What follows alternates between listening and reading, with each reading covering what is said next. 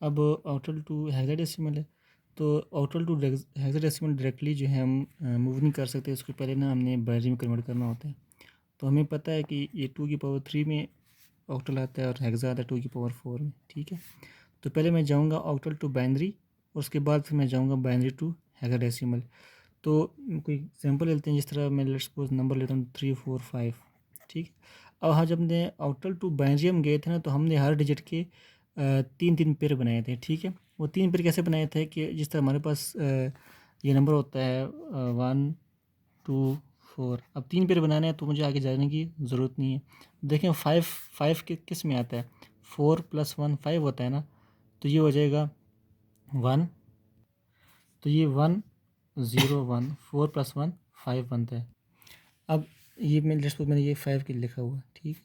अब 4 के लिए क्या हो जाएगा, इसी तरह 1 2 4। अब 4 यहाँ पे बन रहा है तो यहाँ 1 लिख दूंगा, इनकी ज़रूरत नहीं है तो यहाँ पे 0 लिख दूंगा। इसी तरह 3 है तो यहाँ 1 2 4, ठीक है। 2 + 1 3 होता है तो 1 1 यहाँ लिख दूंगा, बाकी 0। इसको हम पूरे को ना कंबाइन करते हैं, 0 1 1 1 0 0 1 0 1। अब ये हम आगे बाइनरी में, ठीक है। अब हमने जाना है बाइनरी टू, जाना है हेक्साडेसिमल। तो हेक्साडेसिमल की आपको मैंने बताया था कि आपने 4 के पेयर बनाने हैं, ठीक है। तो ये 4 के पेयर ये बन जाएगा, ये 4 के पेयर ये बन जाएगा, ये 0 रह जाएगा। इसको हम लिखते हैं 0 1 0 1 और ये जगह 0 1 1 1, ठीक है।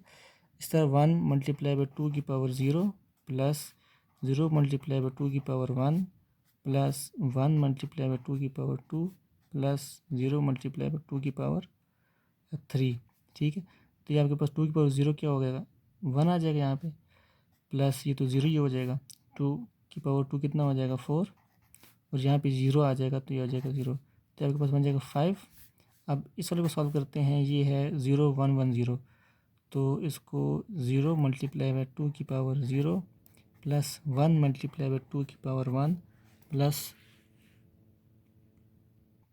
अब 1 × 2 की पावर 2 प्लस 1 × 2 की पावर 3, ये हो जाएगा 0 प्लस 2 प्लस ये हो जाएगा 4 प्लस 8 8 और 10 10 और ये हो जाएगा 14।